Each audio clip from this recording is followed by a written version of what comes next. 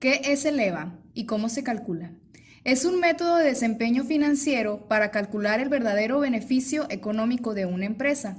El valor económico agregado, EVA, es el importe que queda en una empresa una vez cubiertas la totalidad de los gastos y la rentabilidad mínima proyectada o estimada.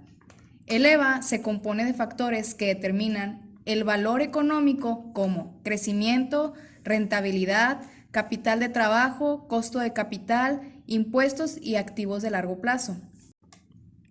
Ventajas del EVA. Se distingue 4 ventajas que son principalmente de lo que es el cálculo de este indicador. Permite identificar los generadores de valor en la empresa u organización. Provee también una medición para la creación de riqueza que alinea las metas de los administradores con las metas de la compañía. Permite determinar si las inversiones de capital están generando un rendimiento mayor a su costo. Combina el desempeño operativo con el financiero en un reporte que está integrado y que permite tomar a su vez decisiones en la organización. ¿Cómo se calcula? El EVA es igual a la utilidad de las actividades ordinarias antes de intereses y después de impuestos, UID, menos el valor contable del activo por el costo promedio del capital. Por un lado, el UID se obtiene sumando la utilidad neta, los intereses y eliminando las utilidades extraordinarias. Si vemos ampliamente el cálculo, el cálculo del AUDI es utilidad neta y le sumamos los gastos financieros y le restamos las utilidades extraordinarias más las pérdidas extraordinarias y nos da como resultado el UID. Por otro lado, el costo promedio de capital es el costo promedio de toda la financiación que ha obtenido la empresa. Una vez ya teniendo el UID, se le resta el activo por el costo de capital que nos da el EVA, por el porcentaje incremento anual EVA. El síntesis, si el resultado del cálculo de EVA es positivo, se crea valor. Si el resultado del cálculo del EVA es negativo, se destruye valor.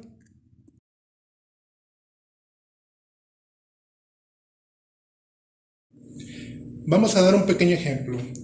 La utilidad antes de interés y después de impuestos se excluyen las utilidades extraordinarias, o lo que es lo mismo, en el estado de resultados, los ingresos no operacionales, para concentrarse en las que son consecuencias de la actividad de la empresa. Se pueden obtener a partir de la utilidad neta, adicionar los gastos financieros menos los ingresos no operacionales, más las pérdidas no operacionales, como nuestro compañero está anotando. En consecuencia, la utilidad antes de interés y después de impuestos es igual a la utilidad neta más los gastos financieros menos ingresos no operacionales. En nuestro ejemplo, vemos cómo el estado de resultados utilidad neta asciende a 1.170.000 y los gastos financieros ascienden a 200.000, mientras que los ingresos no operacionales y las pérdidas no operacionales tienen un valor de 0. En este caso, la utilidad antes de interés y después de impuestos es de 1.370.000.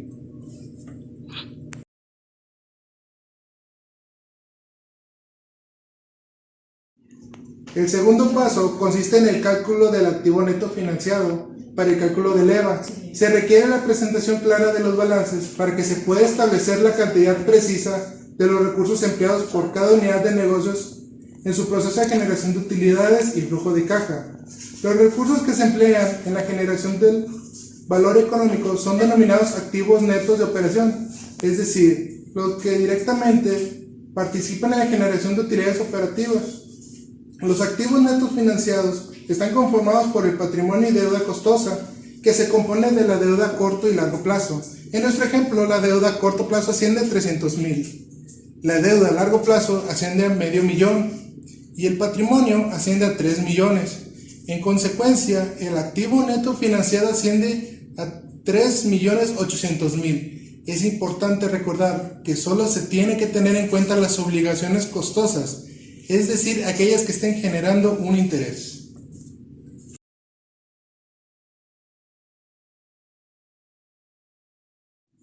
El tercer cálculo del costo promedio ponderado del capital, que es la tercera variable que se requiere para la realización del cálculo del EVA, en este evento se establece primero el porcentaje de participación de la deuda costosa y del patrimonio en el activo neto financiado.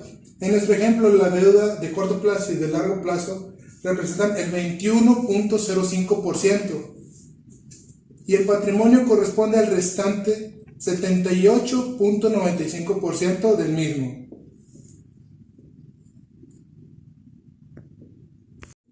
Posteriormente se establece la tasa de oportunidad de los recursos propios, patrimonio y la tasa de interés de la deuda. Para nuestro cálculo, vamos a suponer que el patrimonio rinde un 20% y que la tasa de interés de la deuda es del 18%. Una vez obtenidos estos datos, calculamos el porcentaje de costo ponderado promedio del capital, tanto de la deuda como del patrimonio. De esta manera multiplicamos la participación, tanto la de la deuda como del patrimonio.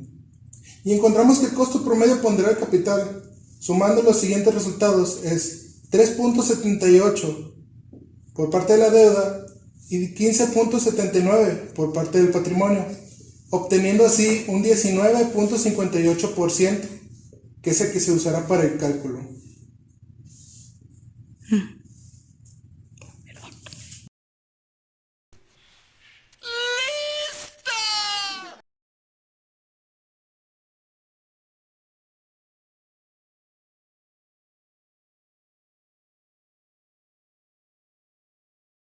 Una vez hallado los tres datos, la utilidad antes de interés y después de impuestos, el activo neto financiado y el costo promedio ponderado de capital, reemplazamos cada uno en la fórmula del EVA y encontramos entonces nuestro resultado de acuerdo a nuestro ejemplo.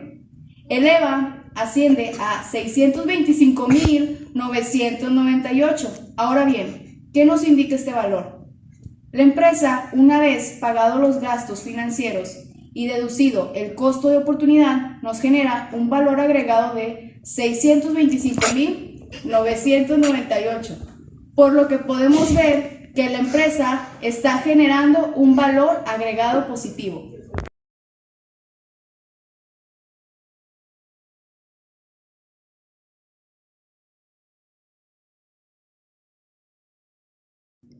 ¿En qué consiste el ROE y para qué sirve?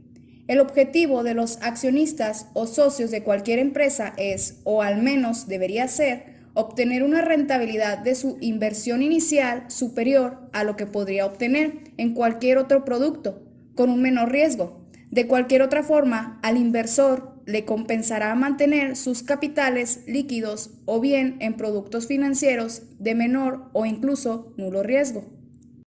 Por este motivo, es necesario medir de manera precisa el rendimiento del capital empleado en una inversión. El indicador financiero más preciso para valorar la rentabilidad del capital es el retorno de equidad, o ROE.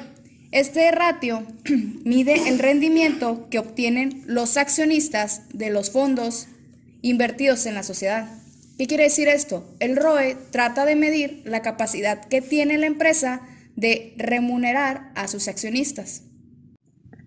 La rentabilidad puede verse como una medida de cómo una compañía invierte fondos para generar ingresos. Se suele expresar como porcentaje y tiene como fórmula rendimiento del patrimonio.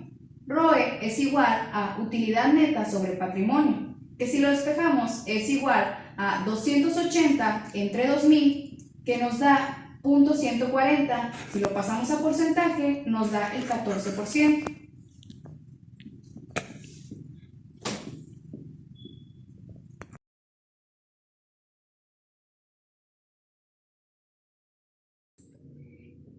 Entendiendo por capitales propios la diferencia existente entre el activo y el pasivo exigible, o lo que es lo mismo, el patrimonio neto, conforme al vigente Plan General de Contabilidad.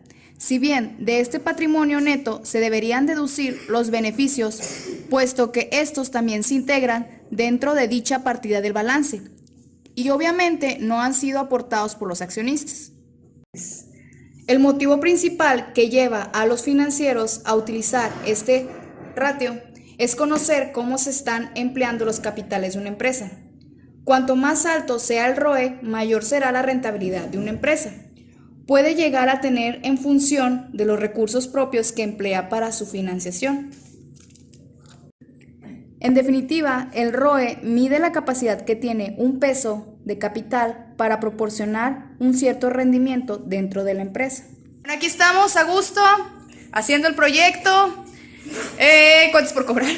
Presupuestos. Eva, Roe. Estados financieros. Y todos somos el equipo estrella.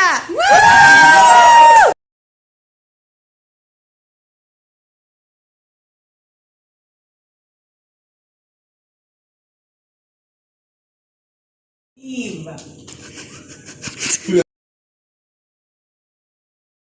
Trazamos cada una la fórmula de EVA. ¿Qué encontramos?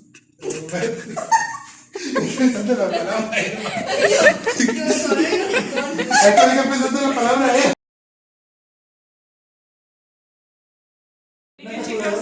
A ver, ¿a dónde vamos a ir?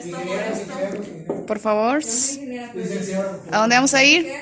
¿A Purotaco? ¿A dónde vamos a ir? 21.05.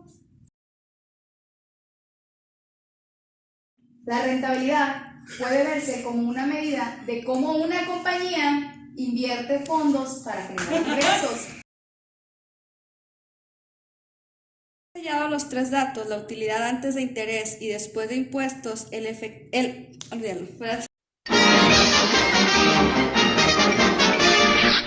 Eso es todo, amigos.